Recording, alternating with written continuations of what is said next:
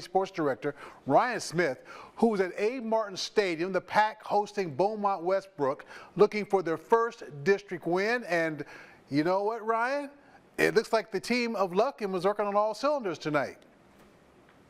Yeah, no, they were able to get the win in OT, getting that touchdown and then stopping Westbrook out in overtime for, a much needed win, especially after last week's game. MC, we talked about it last week, right? You want to see how they respond after, getting their lunch money stolen a little bit. Kind of got bullied up front, gave up 35 points, only scored 7. And in that first half, the defense came to play. They forced 2 turnovers. Probably should have had a third. The fumble that they forced went out of bounds before they could go out and recover it, and got a bunch of good stops. Kept the Bruins out of the end zone entirely until that final play of the game, final play of the half, where they kicked that field goal to make it a 7-3 football game. But the offense, it was kind of what we saw last week. They weren't hitting those big plays in the run, those big plays where, you make the short pass, you swing it out, quick little hitch, you make a guy miss, and you go run for 40, 50 yards. They weren't really getting those plays, but there were plays to be made. There were a couple of passes that Javion Johnson just missed Kenneth Waters. He was behind the defense, had it for a touchdown, and he just missed him. And you can't really have that once you get deeper and deeper into the season. But yeah, I mean, the second half, though, a lot more action-packed, especially if you're, an offense fan. Definitely a lot better than that, especially the final couple of minutes of the game. Lufkin going up 20-17, then a big play from Westbrook to get them down into field goal range. Dylan Purnell, I believe, is the kicker's name for Westbrook. He scored that. He obviously kicked that field goal at the end of the first half, but then kicks a 50-yarder to send it to OT. But then Lufkin's able to, get the job done. So they're able to respond. Lufkin's able to respond, and you love to see that. But, you look for a little bit more build each week, as we get deeper into the season. It's hard to think we're already halfway through. We're already in week 6.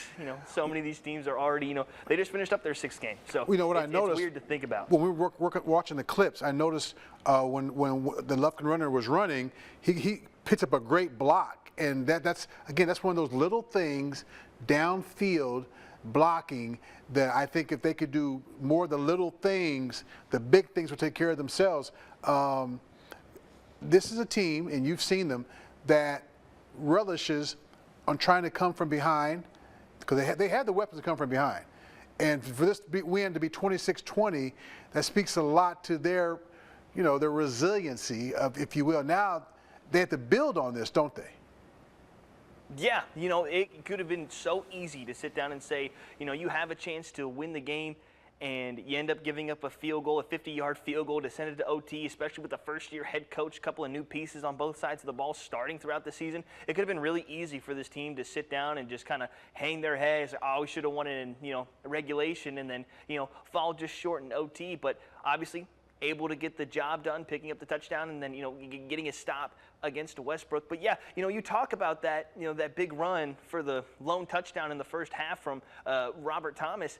A lot of people want to look at the offensive line and just like that's the overall success of a run game. And while that, that does check out for the most part, those 5-10-yard runs, those can get sprung into 50-yard runs. So those big chunk plays, those big touchdown runs with good blocking at the second level from your wide receivers, from your tight ends and things like that.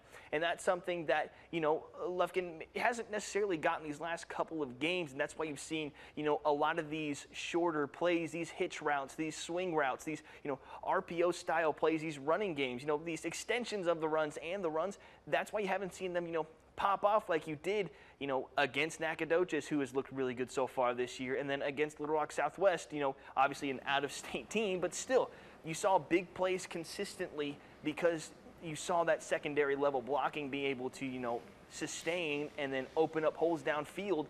You didn't really get that last week.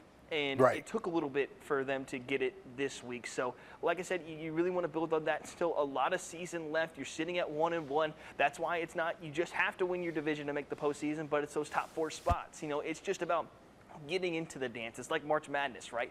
It's just about getting in, and then let's see what you can do. Because, Lufkin's, like all these coaches have said, Lufkin's Lufkin. They're going to have the talent. It's whether they can get, on track coaching-wise to see if they can do that. And so far, you're sitting at 1-1 in district play, obviously sitting, pretty good so far.